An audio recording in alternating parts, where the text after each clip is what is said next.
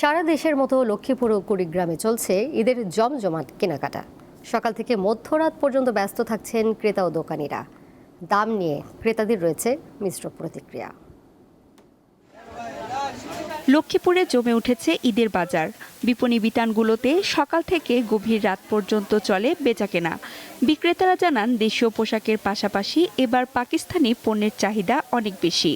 Pakistani loan সহ কাজের মধ্যে ভ্যারাইটিস রকমের নতুন নতুন থ্রি এবার ঈদের সবচাইতে বেশি আকর্ষণীয়। দেশীয় তৈরি কাতান, জামদানি, সুতি ও পাকিস্তানি থ্রি পিস সহ বিভিন্ন ধরনের শাড়ি ও থ্রি পিস ক্রেতাদের আকর্ষণ বেশি। জর্জেট আছে, সুতি, ভালো গর্জিয়াস কাজ করাগুলো আছে। আমরা কাস্টমারের ক্রয় ক্ষমতার মধ্যে সাধ্যের মধ্যে বিক্রি করি। মার্কেটগুলোতে অপরাধ কর্মকাণ্ড নিয়ন্ত্রণে সিসিটিভির আওতায় আনা হয়েছে বলে জানায় পুলিশ সুপার। এখন এই রোজা ঈদ কেন্দ্র করে বিভিন্ন ধরনের যে জুয়ার হাট বসে, মাদকের এবং যদি অস্ত্র কিংবা অবৈধ কোনো কিছু যদি তথ্য থাকে, লোকজন আমাদেরকে যেন গোপন একটু তথ্য দেয়। আর পাশাপাশি আরেকটা জিনিস হচ্ছে, আমরা চাই আমাদের থানা থেকে সবাই ফ্রিলি জনগণ সরাসরি থানার সুবিধা পাক।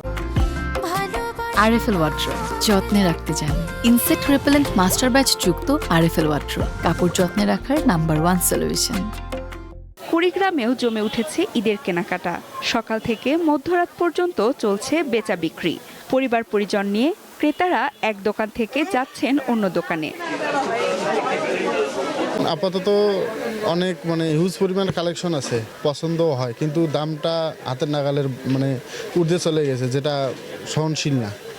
ঈদের কেনাকাটা করতে আসছি, গতবারের চেয়ে এবার দাম একটু বেশি মনে হচ্ছে। তবে যেহেতু ঈদ বাচ্চাদের আশেপাশে প্রতিবেশীদের দিতে হবে, তার জন্য ঈদের কেনাকাটা নিজের জন্য এখনো কেনাকাটা করতে পারিনি। পোশাকের পাশাপাশি কসমেটিক্স ও জুতার দোকানেও চলছে জমজমাট বেচাকেনা। সামনের কয়েকদিন বেচাকেনা আরও বাড়বে বলে প্রত্যাশা ব্যবসায়ীদের। সঞ্জিদা স্নিগ্ধা, দীপ্ত, বার্তা কক্ষ।